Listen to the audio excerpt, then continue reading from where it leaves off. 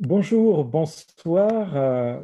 Merci de rejoindre le site internet de la Marmite. Et sur ce site, l'enregistrement de la rencontre avec Anne Alembert. Peut-être dire un mot du contexte de cette rencontre et dire un mot peut-être de la Marmite pour celles et ceux d'entre vous qui ignoreraient qu'il s'agit là d'une association que l'on présente parfois comme une université populaire nomade de la culture, mais également comme un mouvement culturel, artistique et un mouvement d'émancipation visant par les moyens de l'art, par les moyens de la culture, à élargir la citoyenneté, pour le dire d'une manière non sans audace, à démocratiser la démocratie. Nous sommes au moment où nous enregistrons cette rencontre, un soir d'avril, le 26 avril 2021, sans public.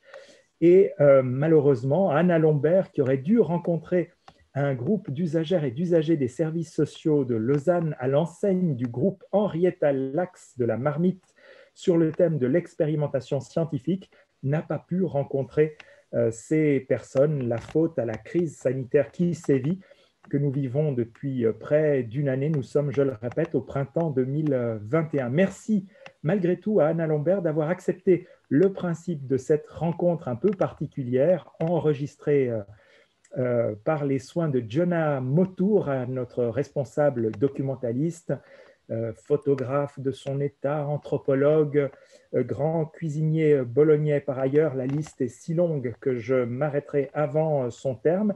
Et merci à Anne d'avoir accepté le principe aussi d'une thématique forte et riche, technique et vie de l'esprit. Il s'agira de déconstruire la notion d'intelligence artificielle au cours de cet entretien qui devrait durer environ 1 heure. Il s'agit bien d'un entretien puisqu'il y aura un modérateur émérite auquel la Marmite a déjà fait appel à l'occasion d'une rencontre avec Jérémy Narby, que je vous incite à écouter tout pareillement. Il s'agit de Richard Emmanuel Istès, qui est un agrégé de chimie, un docteur en sciences de l'éducation et qui a le souci chevillé à l'âme de ce dialogue entre science et cité auquel il voue sa vie depuis bien des années à présent. Vous trouverez sur le site internet une biographie bien plus ample, bien plus complète de son parcours, de ses responsabilités dans des institutions culturelles, dans des institutions pédagogiques, dans des institutions scientifiques aussi bien.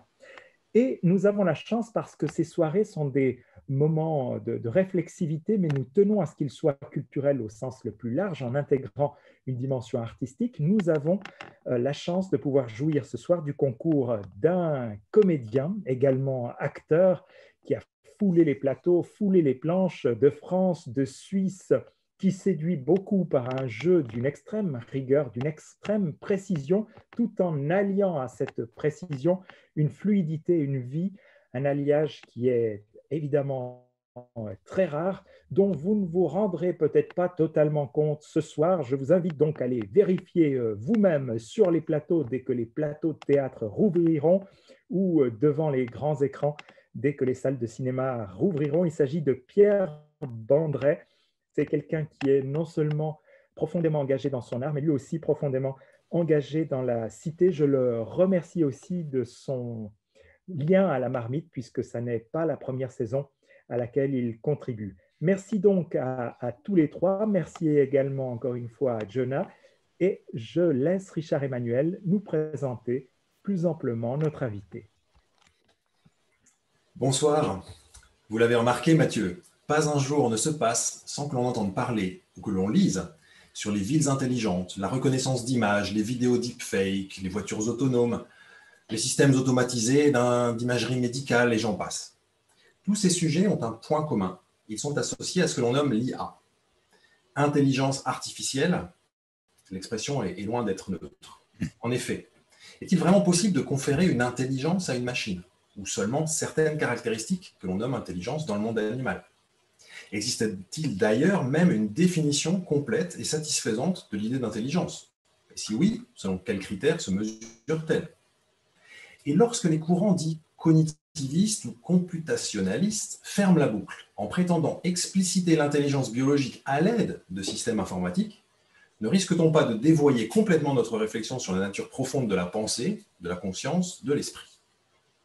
Alors, certes, ces questions sont débattues depuis longtemps, mais pour être anciennes, les questions n'en sont pas nécessairement inactuelles, et alors peut-être est-il opportun de continuellement les reprendre, les ruminer, dirait Nietzsche, pour leur apporter de nouvelles perspectives et faire le tri dans les diverses réponses qui leur sont données. Or, et cela tombe particulièrement bien puisqu'elle est avec nous ce soir, puisque vous l'avez invitée, Mathieu, c'est ce que propose la réflexion de la philosophe Anna Lambert. Anna Lambert, bonsoir. Bonsoir. Anna Lambert, vous êtes enseignante chercheuse en philosophie à l'Université catholique de Lille au sein de la chaire Éthique, technologie et transhumanisme. Les recherches que vous menez portent sur les relations entre savoir et technique, ainsi que sur les enjeux anthropologiques des transformations technologiques contemporaines. Votre thèse, effectuée sous la direction de François-David Sebat, porte sur la question des rapports entre vie, technique et esprit, au pluriel, technique et esprit, dans les travaux de Gilbert Simondon et Jacques Derrida. Vous collaborez depuis avec le philosophe Bernard Stiegler, qui, comme nous allons l'entendre, je crois, a largement contribué à votre réflexion sur les présupposés philosophiques de l'intelligence artificielle. Et c'est bien sur ce thème que portera la conversation que nous allons avoir tous les deux aujourd'hui. Mais commençons, si vous le voulez bien, par mieux comprendre votre intérêt pour la question de l'IA et pour les auteurs qui vous ont inspiré. Anna Lambert, avant d'entrer dans le vif du sujet, est-ce que vous pourriez nous dire en quelques mots ce qui vous a amené à nous proposer ce soir une réflexion sur le mythe de l'intelligence artificielle? Eh bien, tout simplement, je dirais que cette question de l'intelligence artificielle résonne, comme vous l'avez bien remarqué, dans le contexte contemporain à différents niveaux, dans différentes sphères. Et il me semble qu'elle est souvent assez mal posée ou posée de manière problématique. Et il se trouve que comme j'ai travaillé un petit peu donc, dans le cadre de ma thèse de philosophie sur des auteurs qui s'étaient interrogés en fait sur le rapport entre l'humain et la technique, eh bien, j'avais envie d'essayer de repenser à partir de ces réflexions-là cette question de l'intelligence artificielle pour voir comment elle pouvait peut-être être déplacée, posée autrement, mise en question pour apporter voilà, de nouvelles voies, disons, pour penser ces questions. Merci, nous nous réjouissons de vous entendre sur ces différentes problématiques. Et pour introduire cette rencontre, vous avez choisi d'emblée un texte que va lire pour nous le comédien Pierre Bandré. Anna Lambert, pouvez-vous nous dire simplement de qui est ce texte et pourquoi vous l'avez choisi avant que nous l'écoutions? Oui, alors c'est un texte du philosophe Bernard Stiegler que j'ai choisi, qui est extrait d'un livre qui s'appelle La technique et le temps, qui est en fait l'œuvre principale de Bernard Stiegler. Et donc, je l'ai choisi précisément parce qu'en fait, il me semblait que dans ce texte, c'est un très court extrait, mais néanmoins, il apportait en fait une nouvelle manière de poser la question des rapports entre l'humain et la technique. Et c'est pour ça oui, que je l'ai choisi. Très bien, merci, nous l'écoutons. Nous écoutons donc Bernard Stiegler à travers la voix de Pierre Bandré. L'invention de l'homme. Sans qu'il faille s'y complaire, l'ambiguïté génitive indique une question qui se dédouble. Qui ou quoi invente? Qui ou quoi est inventé? L'ambiguïté du sujet est du même coup l'ambiguïté de l'objet du verbe invente. Ne traduit rien d'autre que l'ambiguïté du sens même de ce verbe.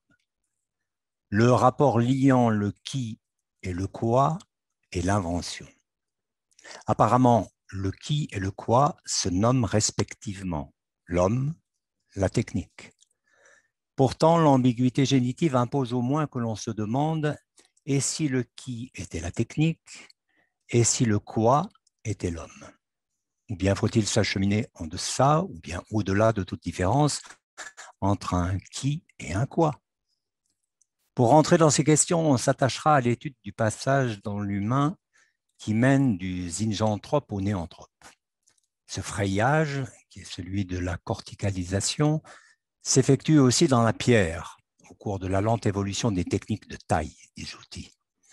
Évolution si lente, elle s'accomplit encore au rythme de la dérive génétique, qu'on ne peut guère imaginer que l'homme en soit l'opérateur en tant qu'inventeur, mais bien plutôt en tant qu'inventé.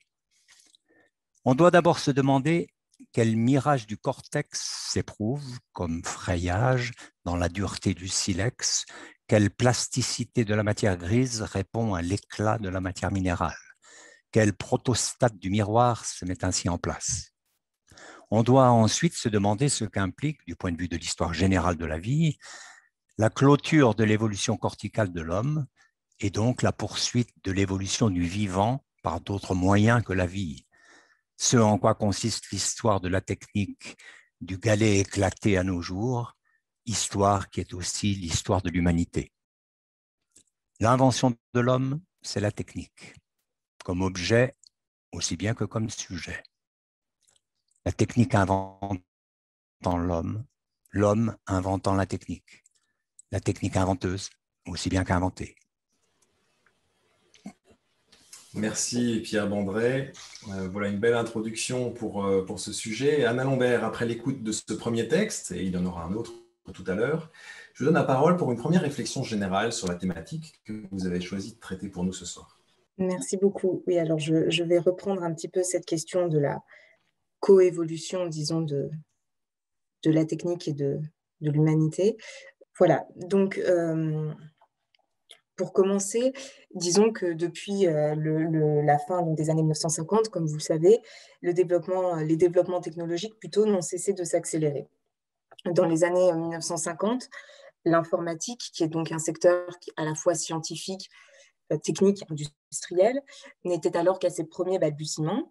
Ce secteur, donc, qui est fondé sur la logique mathématique, sur la théorie de la calculabilité, sur l'algorithmique, sur la théorie de l'information aussi, sur les langages de programmation, s'est développé considérablement et son développement a conduit à la conception et à la réalisation des premiers ordinateurs, donc dans les années 1960, à la fin des années 1950, dans les années 1960, puis au développement des ordinateurs personnels depuis la fin des années 1970, puis pendant les années 1980 et les années 1990, au développement aussi de la télématique dans les années 1980, la télématique qui fait donc converger l'informatique et le secteur des télécommunications, puis l'émergence du web dans les années 1990, qui va participer, disons, à rendre Internet accessible au grand public.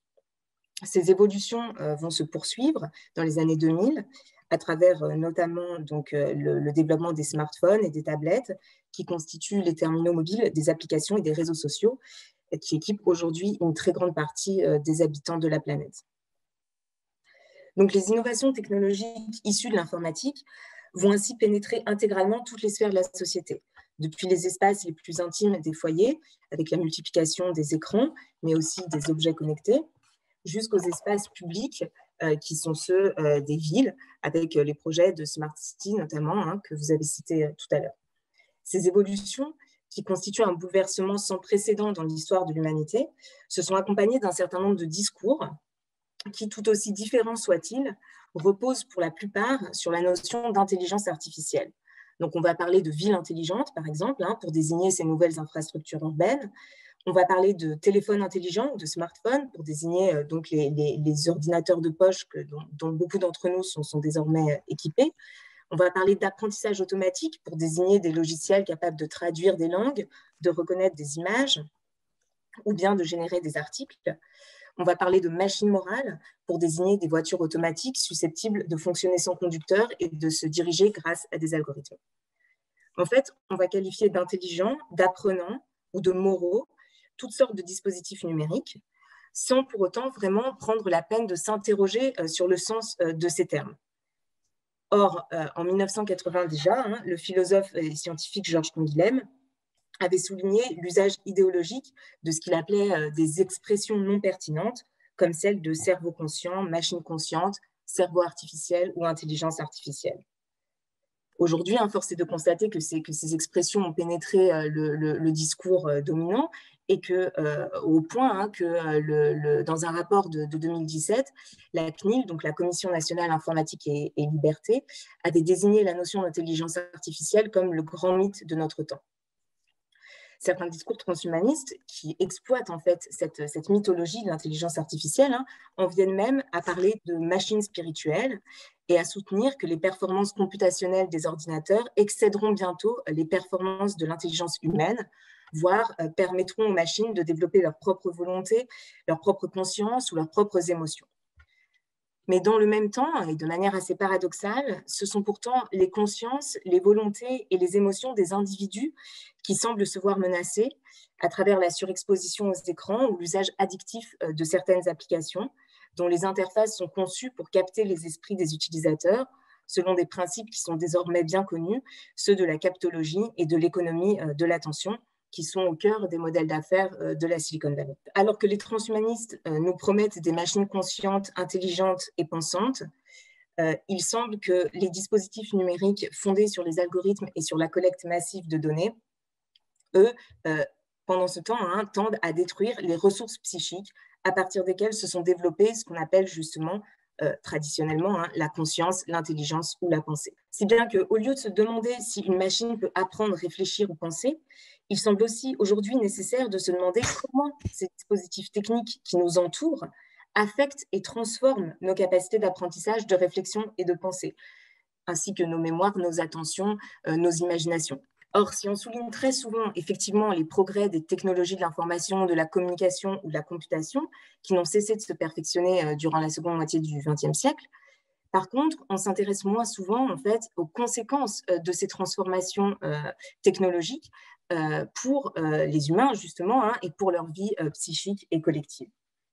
Et pour s'interroger justement sur ces problématiques-là, il me semble en fait, et c'est ce que je voudrais proposer dans le cadre de cette intervention, il me semble qu'un changement de paradigme est nécessaire.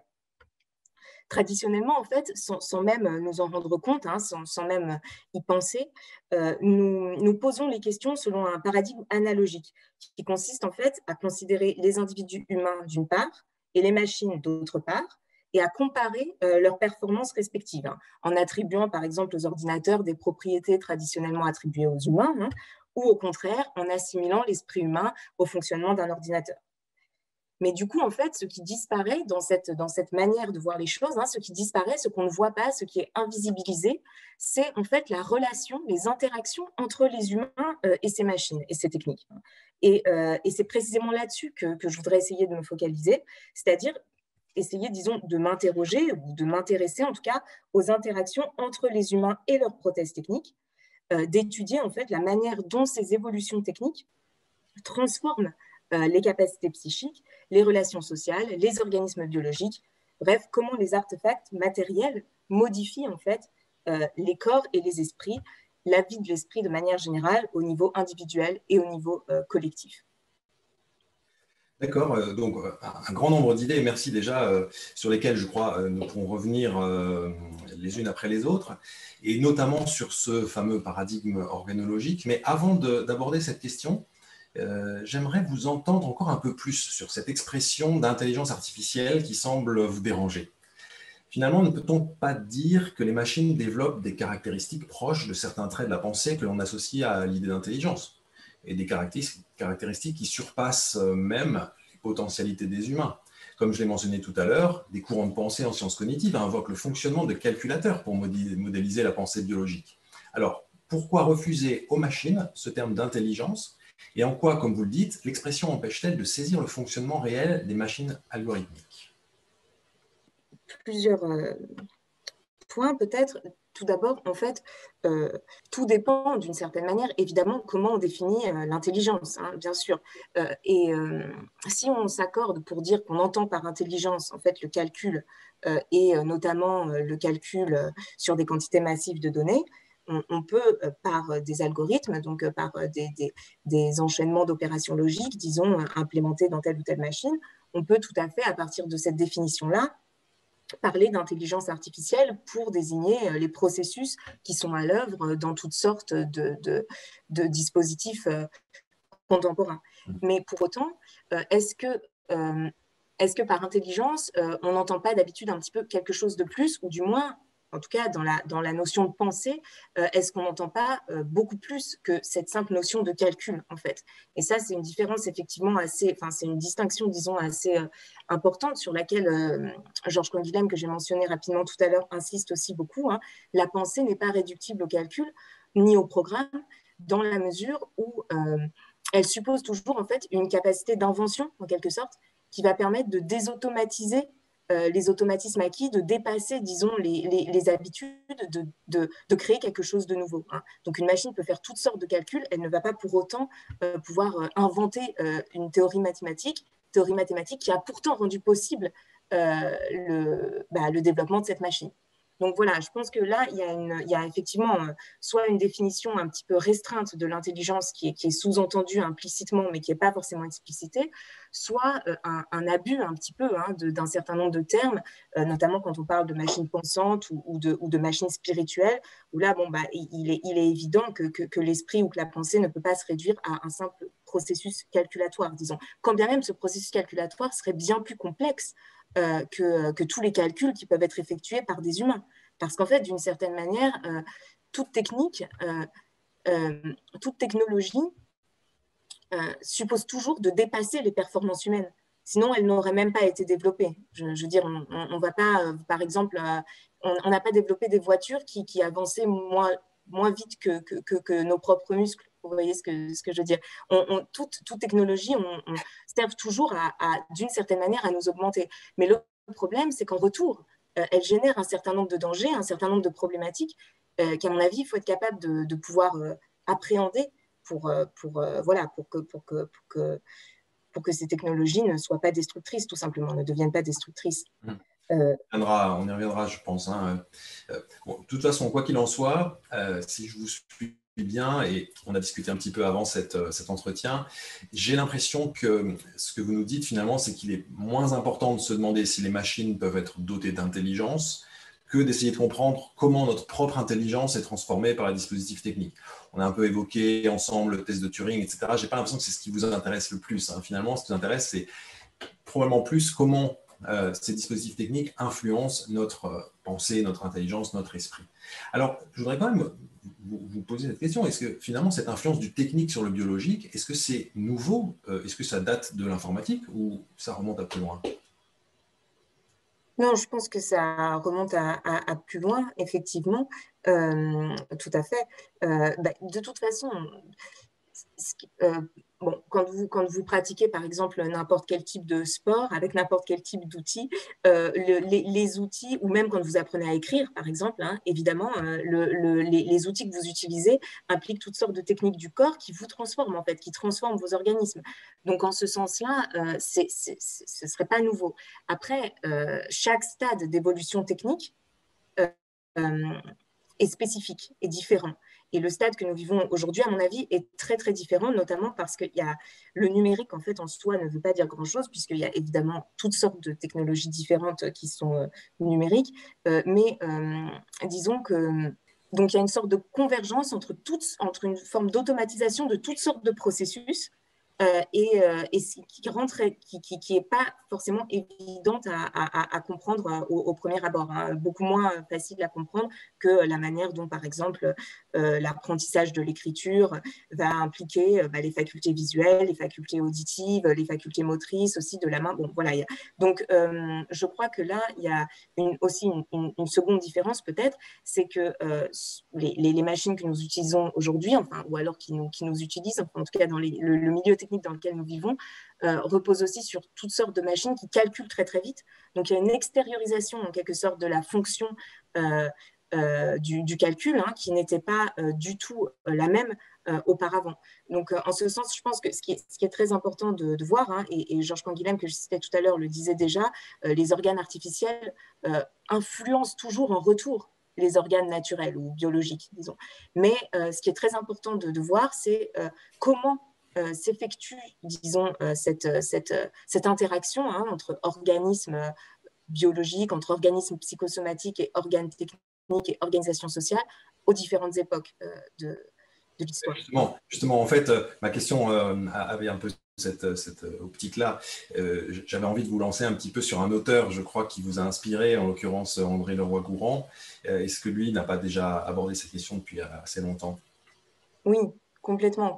Donc oui, depuis la préhistoire justement, et effectivement, donc je voulais parler un tout petit peu d'André Leroi-Gourhan parce qu'il me semble qu'effectivement c'est un auteur très important sur ces questions.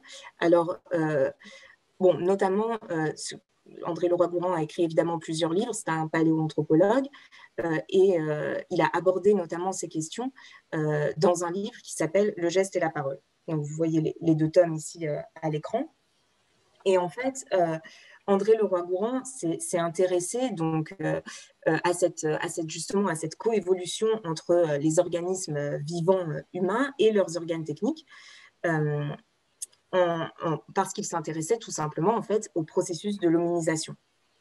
Et pour lui, le processus de l'hominisation en fait, se caractérise par un processus d'extériorisation technique.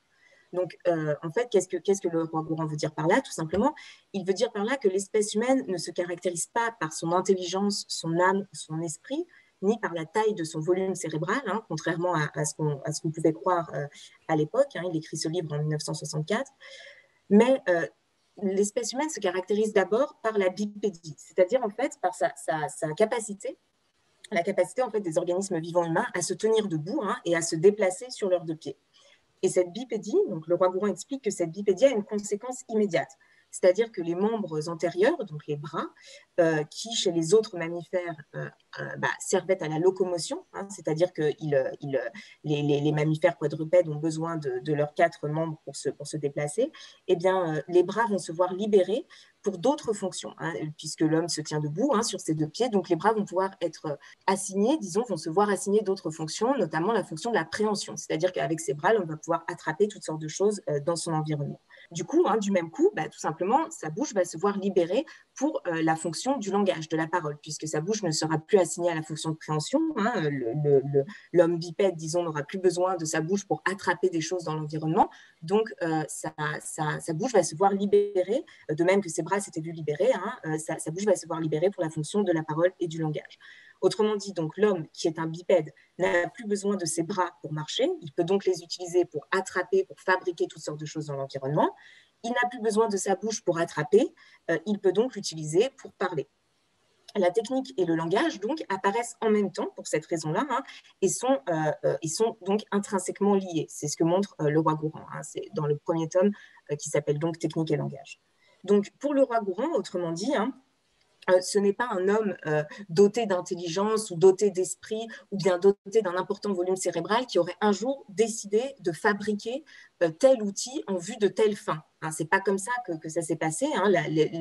L'émergence de la technique ne peut pas être pensée à travers un schéma de moyens et de fins, hein, à travers une conception instrumentale de la technique. À l'inverse, hein, les travaux de Leroi-Gourhan montrent que c'est au cours de l'évolution technique elle-même que l'organisme biologique en fait a évolué, hein, que la capacité crânienne des hommes a peu à peu augmenté, que l'organisation cérébrale s'est peu à peu complexifiée, hein, jusqu'à un certain stade, hein, donc, qui est le stade des néanthropiens qu'on peut voir sur ce schéma. Hein. Donc en fait, sur ce schéma, hein, Leroi-Gourhan compare tout simplement l'évolution des outils de plus en plus complexes, hein, et l'évolution du cerveau. Hein. Et donc, il soutient, hein, à travers ce schéma qu'il existe en fait un rapport de coévolution entre l'augmentation du volume cérébral et la complexification du système nerveux, disons, d'une part, et puis d'autre part, la complexification et la diversification des outils qui sont fabriqués et utilisés. Donc, même si en fait le cerveau continue à se transformer, hein, il se transforme complètement tout au long du processus de l'hominisation, et puis encore aujourd'hui, évidemment, on le verra tout à l'heure, hein, c'est ce qu'on appelle souvent la plasticité cérébrale. En tout cas, quoi qu'il en soit, l'espèce humaine, à partir d'un certain stade, hein, que Leroi-Gourhan décrit ici comme le stade des néanthropiens, à partir d'un certain stade, l'évolution, ce que soutient Leroi-Gourhan, c'est que finalement, l'espèce humaine a cessé d'évoluer biologiquement. Enfin, en tout cas, elle évolue beaucoup moins qu'auparavant. Hein. Il y a une stabilisation au niveau de l'évolution biologique, mais que par contre, le processus d'évolution technique, lui, n'a pas cessé. Au contraire, hein, les outils et les dispositifs techniques, eux, ont considérablement évolué, évidemment. Hein. Si nos organismes sont peut-être plus ou moins les mêmes que ceux de ces hommes-là, hein, eh bien, par contre, nos milieux techniques ne sont plus du tout identiques, évidemment. Tout se passe en fait donc comme si le processus d'évolution qui caractérisait le vivant s'était en quelque sorte vu remplacé par un processus d'évolution technique et sociale qui se caractérise donc par une transformation, une diversification des groupes sociaux avec l'apparition de nouveaux organes artificiels, de nouveaux organes techniques et non plus seulement l'apparition de nouveaux organes biologiques. Donc selon Laura-Gourand, ces organes artificiels, en fait, ils vont constituer progressivement ce qu'il qualifie comme un véritable organisme collectif qui est donc en fait qui se situe hors des individus, hein, hors des corps biologiques, et qui va servir de support à la mémoire sociale, qu'il appelle aussi la mémoire ethnique, qui va dès lors donc être conservée dans ces supports techniques et transmise à travers toutes sortes de traditions collectives, hein, et non plus seulement par les gènes, comme l'était la mémoire de l'espèce. Donc, en fait, pour Laura-Gourand, c'est la raison pour laquelle la notion de tradition est aussi très importante, hein, dans l'évolution des sociétés humaines. L'évolution des groupes humains, autrement dit, n'est plus déterminée seulement par la transmission génétique de la mémoire de l'espèce, mais aussi par la transmission sociale de la mémoire collective qui est inscrite et conservée dans l'appareillage technique. Donc, il écrit la chose suivante, hein, qui résume un petit peu ces idées-là. Le fait matériel le plus frappant est certainement la libération de l'outil, mais en réalité, le fait fondamental est la libération du verbe et cette propriété unique que l'homme possède de placer sa mémoire en dehors de lui-même dans l'organisme social. À partir de l'Homo sapiens, la constitution d'un appareillage de la mémoire sociale domine tous les problèmes de l'évolution humaine. J'ai rappelé que si on vous suivait, la construction de l'intelligence biologique passait par un processus de transindividuation et que c'est pour cette raison que vous dites qu'on ne peut pas espérer voir les machines la développer. Alors donc je me proposais de me faire l'avocat du diable en vous demandant, mais finalement, pourquoi un réseau de machines ne pourrait pas permettre à certaines de ces machines de s'individuer en participant à l'individuation collective du groupe de machines auxquelles elles appartiennent. Oui, alors la question de l'individuation chez Simondon, en tout cas, hein, c'est vraiment donc ce processus d'individuation concerne avant tout d'abord les organismes vivants. Donc c'est pour ça donc que je mentionnais tout à l'heure la notion de subconscience affectivo-émotive, c'est que pour Simondon en fait c'est à travers donc cette dimension disons affective et émotive donc des organismes, des individus que peut se produire un processus d'individuation psychique et collectif. Hein. Et ce processus se produit toujours, en tout cas dans le cas des milieux techniques lui-même, donc il évolue aussi, mais néanmoins, il constitue en fait le milieu du processus d'individuation psychique et collective. Il n'est pas lui-même un processus d'individuation psychique et collective, puisque pour cela, il faudrait en fait qu'il soit vivant, hein, répond un petit peu, poserait un petit peu le problème, sachant que Simondon a aussi par ailleurs développé un certain nombre de réflexions sur ces questions plus précisément hein, de ce qu'il appelle le mythe du robot. Et donc, en fait, il réfléchit dans un autre ouvrage qui s'appelle Du mode d'existence des objets techniques. Dans cet ouvrage, Simondon réfléchit à cette sorte de tendance que nous avons hein, d'attribuer une intériorité, une âme, un esprit, des émotions, des volontés à certains, disons, à certaines machines, à certains dispositifs techniques. Hein, et Simondon remarque que depuis très longtemps dans l'histoire de l'humanité, eh bien, les humains ont fabriqué des artifices, des œuvres d'art d'ailleurs, parfois aussi, qui imitent d'une certaine manière les humains. Hein. Les sculptures, les peintures sont d'une certaine manière des imitations de l'homme, ont vocation en fait à donner une illusion d'humanité. Et pour autant, hein, nous ne projetons pas dans ces ouvrages-là eh bien, enfin, disons que nous ne nous autoriserions pas à soutenir que ces statues ou que ces peintures pensent quelque chose, hein, ou veulent quelque chose, ou ressentent tel ou tel type d'émotion. Hein. Alors pourquoi est-ce que nous le faisons dans le cas des machines humanoïdes, par exemple hein, eh bien, c'est une bonne question, mais néanmoins, ce n'est pas parce que nous projetons un certain nombre, que nous projetons notre image dans des machines que ces machines réellement sont des vivants, hein, évidemment. Donc, voilà, je pense que c'est comme ça que Simondon poserait un petit peu le problème. Cela dit, il doit quand même se passer quelque chose, parce qu'évidemment, donner un coup de pied dans une statue, ça ne se fait pas. Hein. Si vous allez au Louvre et vous commencez à taper sur les statues, on va vous regarder de travers. Mais rappelez-vous de cette polémique qui avait eu lieu au Japon lorsque un Japonais avait donné un coup de pied à un robot dans un magasin et ça avait déclenché tout un émoi, comme s'il avait en fait shooté dans un chiot. On sent qu'il y a quand même quelque chose d'un petit peu différent qui se crée dans notre rapport à ces objets-là. Oui, tout à fait. Mais ça, je crois que c'est une très bonne question. Mais encore une fois, vous interrogez le rapport que nous entretenons avec ces objets. Et je crois que c'est une question qu'il faut poser comme telle, justement. Quel type de rapport entretenons-nous avec ces nouveaux objets et là, il y a toutes sortes de questions qui se posent que je pourrais peut-être pas, auxquelles je serais bien incapable de répondre d'ailleurs, mais je crois que c'est néanmoins une autre manière de poser les questions.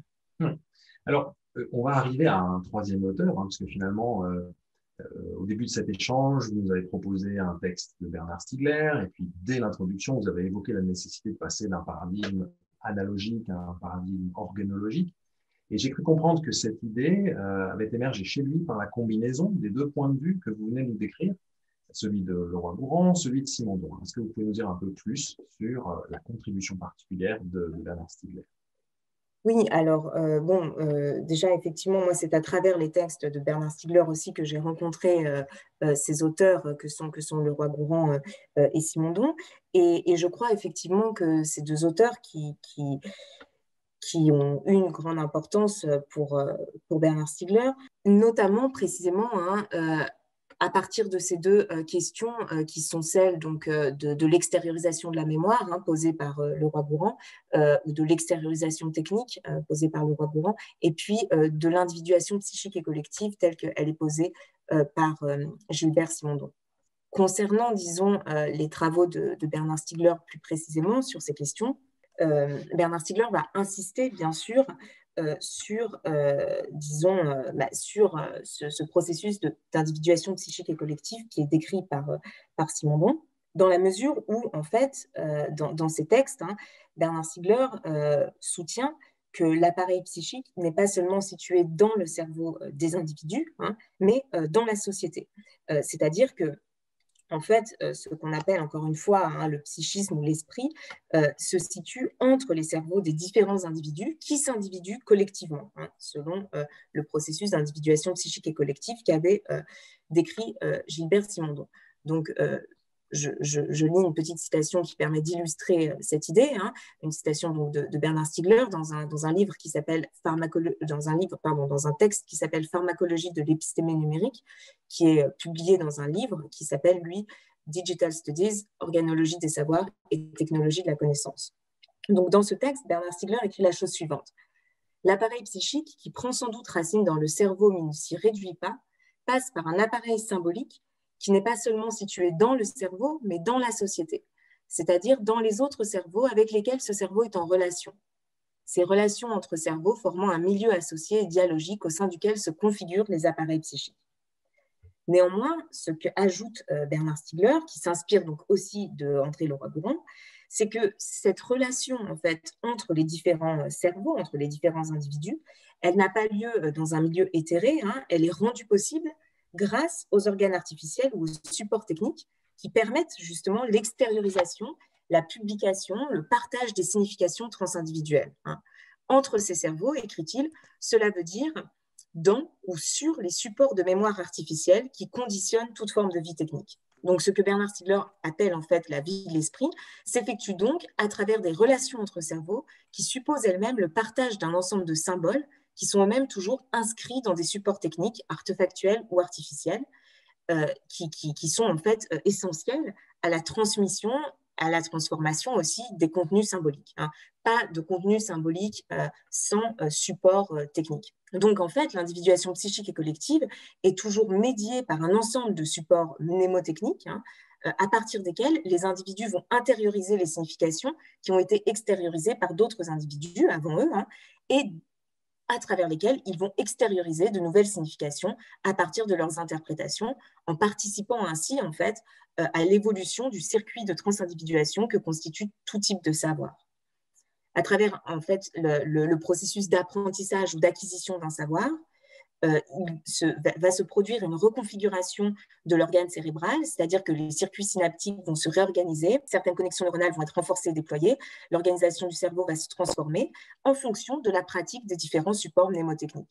C'est pour ça que j'évoquais au début de cette conversation notamment la pratique de l'écriture. Et je vous disais, en fait, la pratique de l'écriture et de la lecture reconfigure en profondeur la manière dont fonctionne le cerveau et implique toutes sortes de techniques du corps. Et donc, en fait, donc ces réflexions sur la question de l'individuation psychique et collective et sur le rôle des supports techniques dans ce processus d'individuation psychique et collective vont conduire Bernard Stiegler à décrire la mémoire humaine comme une mémoire organologique, c'est-à-dire non pas seulement une mémoire organique, qui supposerait seulement, disons, des fonctions, disons, biologiques ou neurologiques, qui reposeraient seulement, disons, sur l'organe cérébral, mais organologique au sens où elle suppose la relation de ces organes biologiques avec des organes techniques ou des supports de mémoire.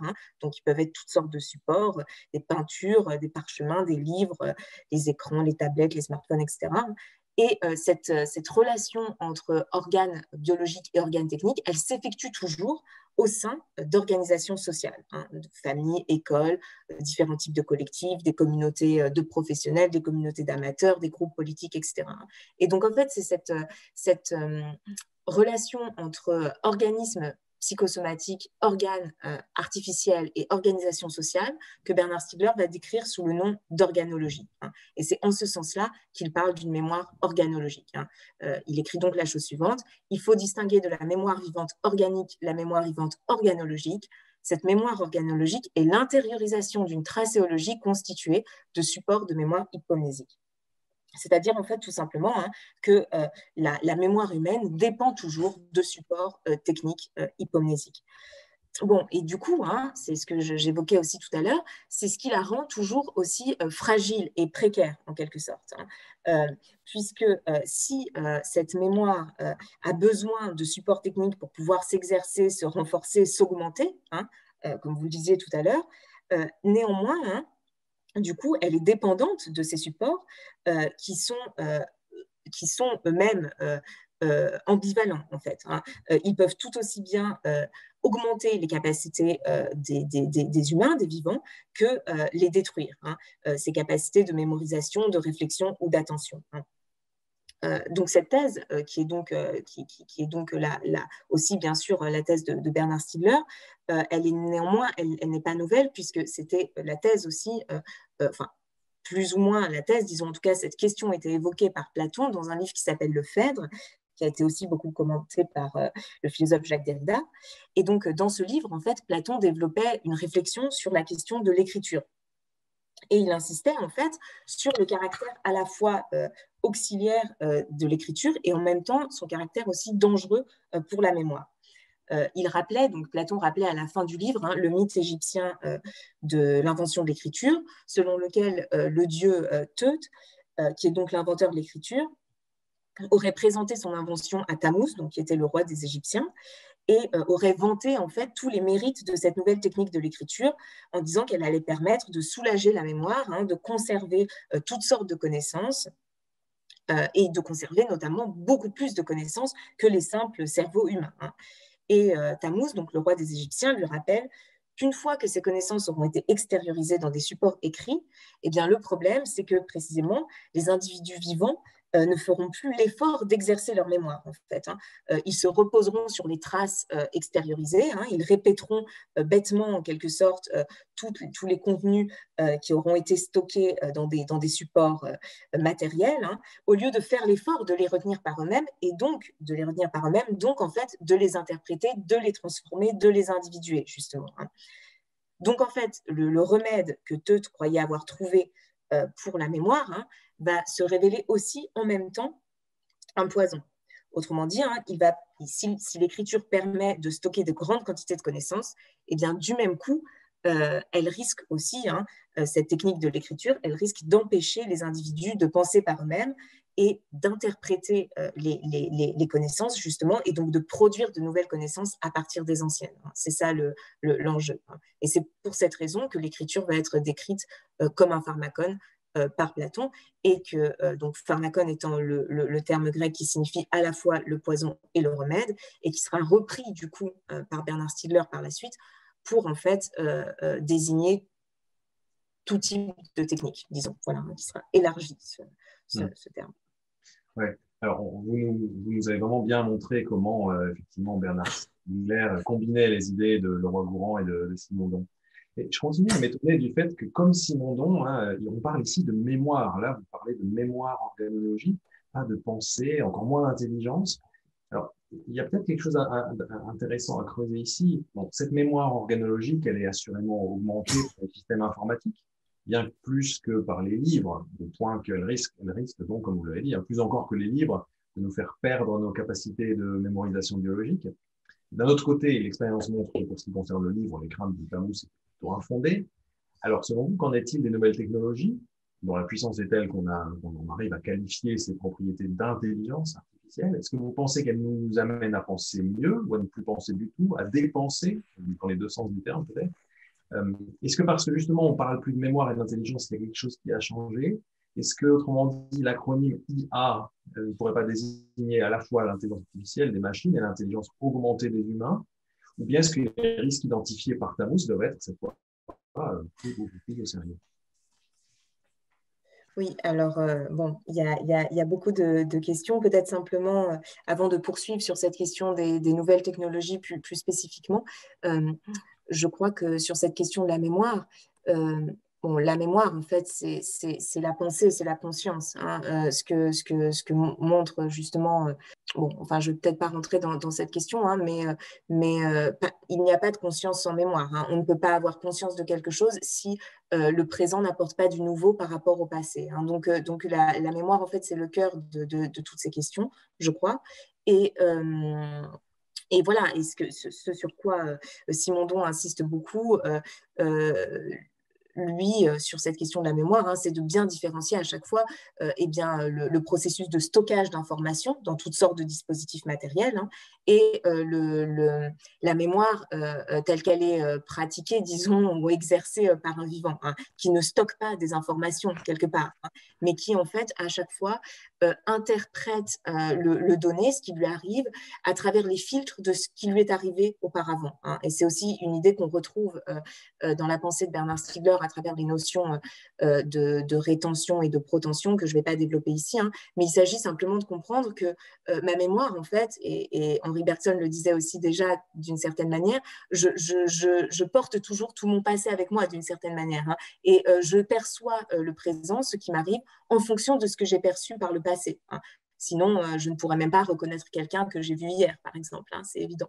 Et cette mémoire-là, qui est donc une affaire d'interprétation, de sélection, et donc aussi toujours d'oubli, eh bien, puisque pour me souvenir de quelque chose, il faut que j'oublie le reste. Il n'y a pas de mémoire sans oubli, en quelque sorte.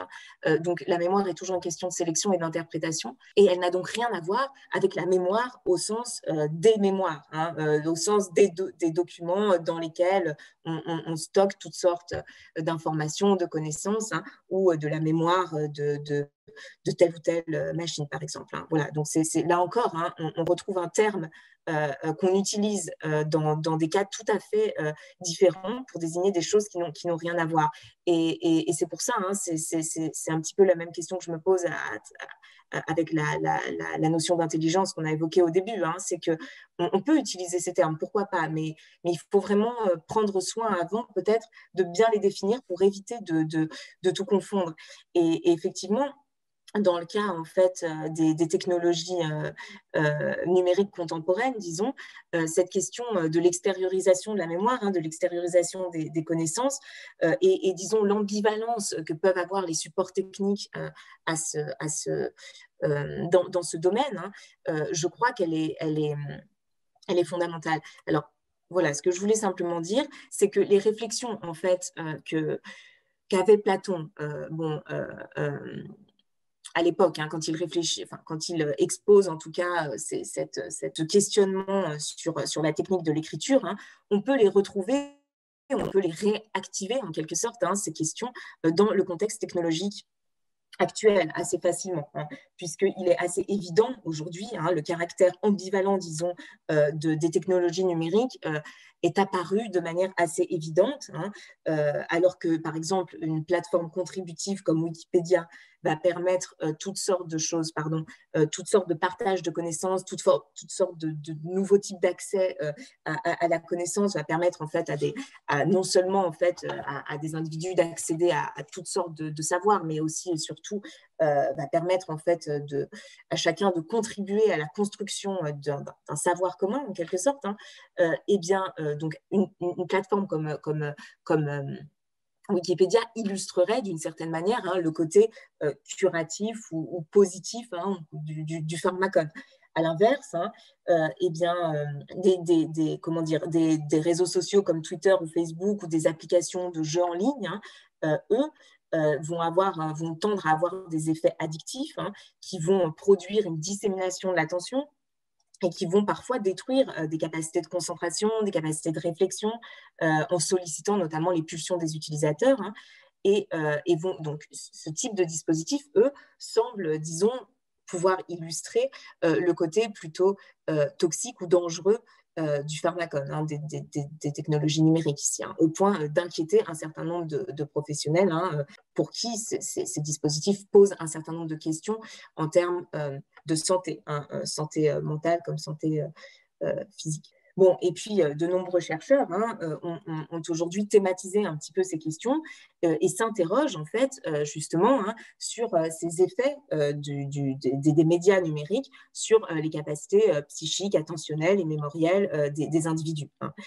Donc les travaux notamment de Catherine Hales, qui portent en fait sur la question de l'attention et sur la théorie des médias, eh bien, ils suggèrent que le passage de l'écrit à l'écran, hein, ou des supports imprimés aux supports digitaux, conduit progressivement à une transformation des régimes attentionnels, au point de créer une sorte de fossé, hein, entre d'un côté un régime d'attention profonde, donc une capacité à se concentrer pendant longtemps sur un même objet, un objet unique, hein, et puis de l'autre côté, hein, un régime hyperattentionnel, un régime d'hyperattention qui se caractérise au contraire par la dissémination de l'attention sur de multiples tâches simultanées et par l'incapacité en fait de se concentrer sur un objet donné, hein, par un besoin constant aussi de sollicitation, hein, et cette hyperattention peut donner lieu, disons, à un certain nombre de troubles attentionnels et comportementaux. Dans ses travaux sur la question de la lecture, notamment et des effets de la lecture sur le cerveau,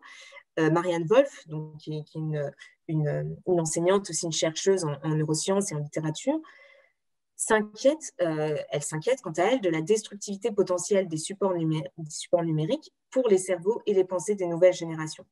Donc, en fait, Marianne Wolf a montré, hein, que, disons, l'apprentissage de la lecture et de l'écriture impliquait une réorganisation du cerveau, hein, de l'organe cérébral, la mise en place de nouvelles connexions synaptiques et neuronales qui se renforçaient à mesure que la lecture et que l'écriture étaient pratiquées, en fait.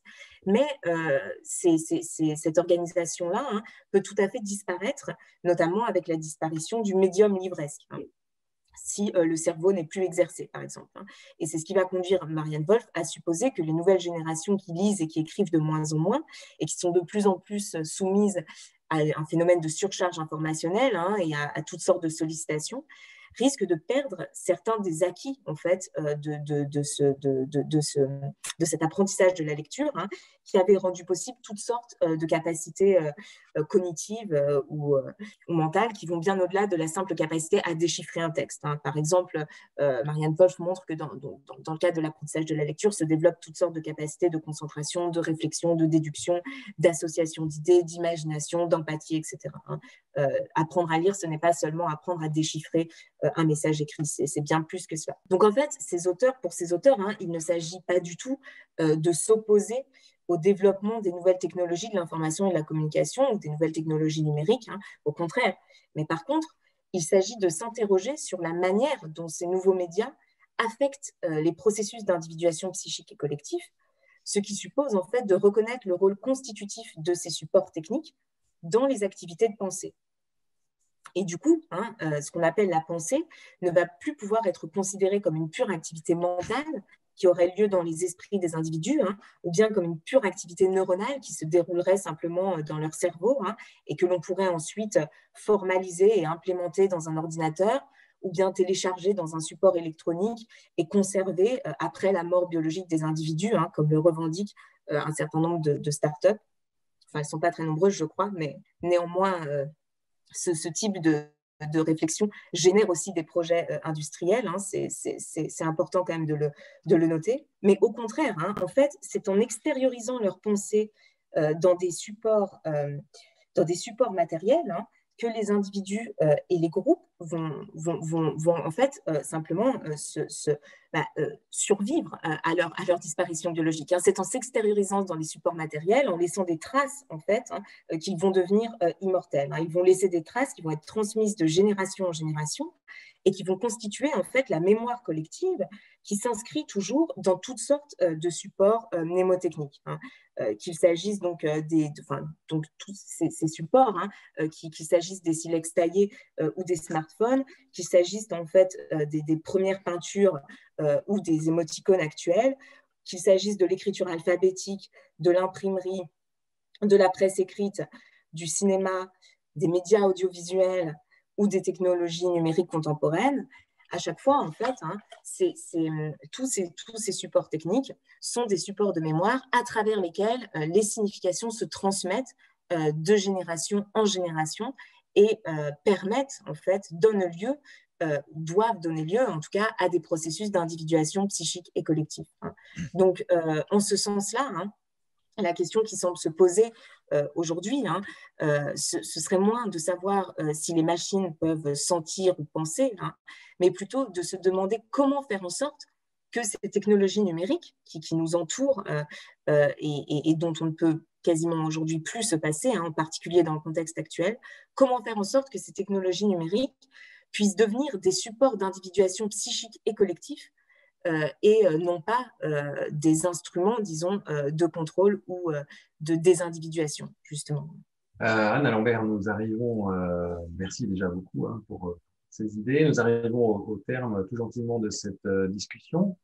Si je résume ce que je crois avoir compris de votre propos et des auteurs sur lesquels vous appuyez, donc la pensée se développe par le biais des interactions collectives, en étant médiée par les objets techniques, qui, en évoluant eux-mêmes toujours plus, transforment les capacités cognitives des humains eux-mêmes qui les développent, à tel point qu'il se pourrait bien que cette fois, la puissance des machines qui effectuent cette médiation conduise à une érosion de nos capacités cognitives, à moins que nous sachions, comme vous venez de le dire, les exploiter pour, au contraire, dépasser ces difficultés et prolonger encore plus notre intelligence, pour reprendre ce terme. Et pour que finalement, il ne soit pas paradoxal et cynique d'attribuer une intelligence, fût-elle artificielle, aux machines, au sens où elle développerait la nôtre. Alors, avant de vous laisser conclure, j'aimerais encore que nous écoutions un dernier texte. Celui-ci est de Marianne Wolf, dont vous avez évoqué les travaux à l'instant, et il nous parle de la lecture. Et justement, c'est à nouveau Pierre Bandret qui va nous en donner lecture. Je vous redonne la parole juste après pour conclure. À travers ces pages, je vous invite à réfléchir à la vertu profondément créative de chaque mot lu. Aujourd'hui, alors que s'accélère la transition vers une culture numérique, plus rien dans ce domaine ne devrait cependant être tenu pour acquis. C'est d'autant plus vrai que la beauté de la lecture et son processus complexe n'ont jamais été autant analysés, que son importance n'a jamais été aussi bien prise en compte par la science et que, malgré tout l'intérêt qu'elle représente, elle risque, pour la première fois, d'être remplacée par de nouvelles formes de communication. L'étude fouillée de nos dispositions de lecteurs et de ce que nous voudrions en préserver anime le cœur même de ces pages. La lecture n'est pas innée. Les hommes ont inventé la lecture il y a seulement quelques milliers d'années. Cette invention a réorganisé la structure même de notre cerveau, qui à son tour a développé sa capacité à penser, modifiant ainsi l'évolution intellectuelle de notre espèce. La lecture est l'une des inventions les plus remarquables de l'histoire et notre faculté d'archiver le passé est l'un de ses privilèges.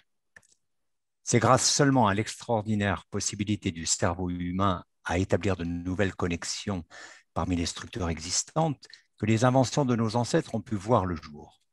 Ce processus découle de la capacité du cerveau à se façonner selon les expériences vécues. C'est cette malléabilité au cœur de l'activité du cerveau qui constitue le fondement de ce que nous sommes et de ce que nous pouvons devenir. Ce livre raconte l'histoire du cerveau lecteur au fil de notre évolution intellectuelle.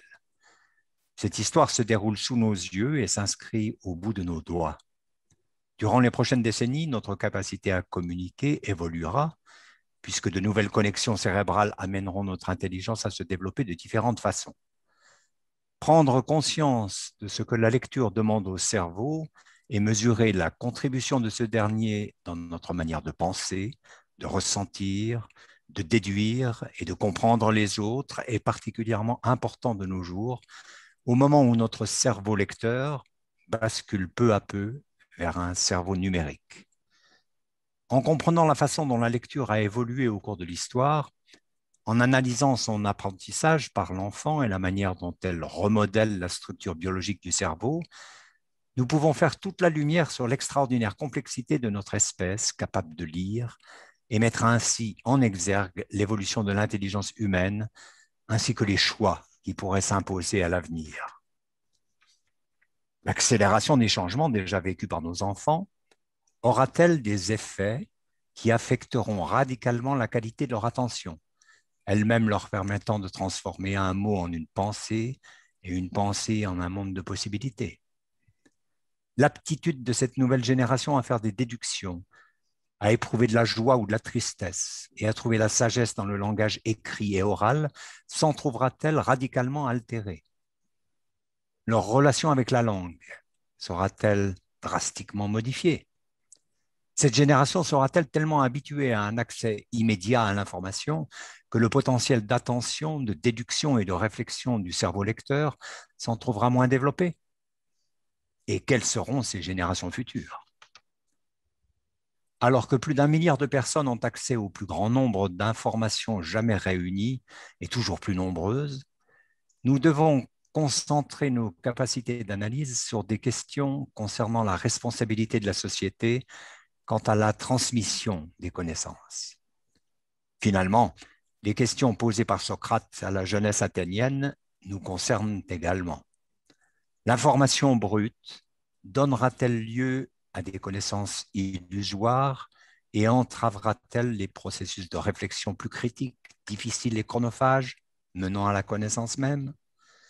Les informations immédiates fournies par les moteurs de recherche et le volume considérable d'informations disponibles enrayeront-ils les lents processus plus délibératifs, permettant d'approfondir notre connaissance de concepts plus complexes, de processus de réflexion d'autrui et de notre propre conscience?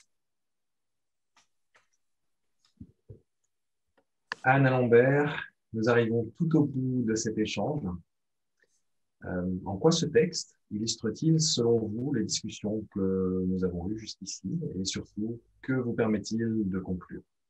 Je pense qu'effectivement, ce texte de Marianne Wolf constitue une bonne illustration puisque elle montre bien que la lecture est une sorte de processus d'individuation psychique et collective d'une certaine manière qui suppose toujours un certain type de support technique, enfin différents types de supports techniques, et que la transformation des supports techniques aujourd'hui a toutes sortes d'effets sur ces capacités que nous avons un petit peu tendance à considérer un peu vite comme des capacités intellectuelles, mentales, psychiques, mais qui sont en fait tout à fait, très liées à toutes sortes aussi de techniques du corps, toutes sortes de supports matériels, toutes sortes de processus affectifs et sensibles.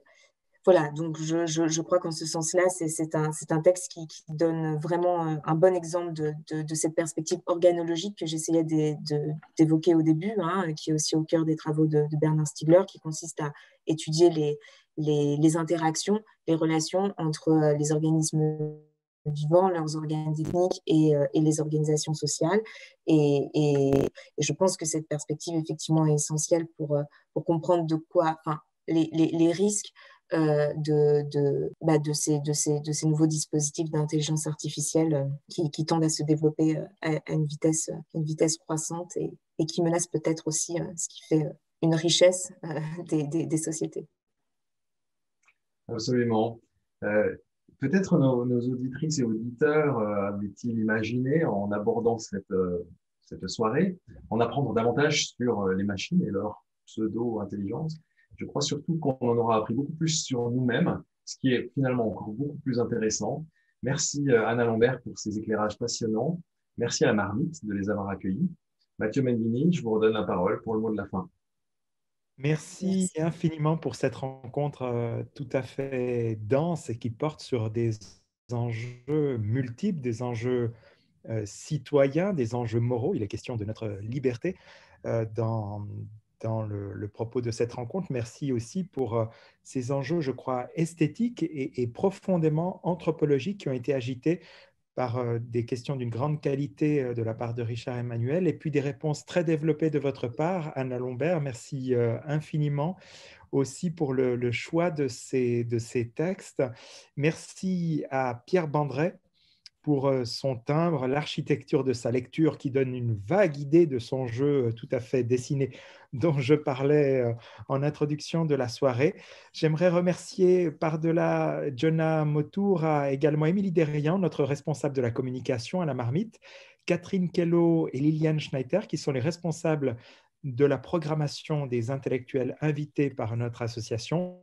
Remercier aussi Kika Martinoni et Masha Winterhalter, les responsables de la production et de l'administration de notre association. Et enfin, un grand et chaleureux remerciement à nos auditrices, à nos auditeurs, à nos spectatrices et spectateurs, puisqu'il y avait des images ce soir, et vivement à un prochain rendez-vous, en présentiel, je le souhaite, et sinon en allant grappiller sur le site internet d'autres documents. Merci à toutes et tous et à très vite.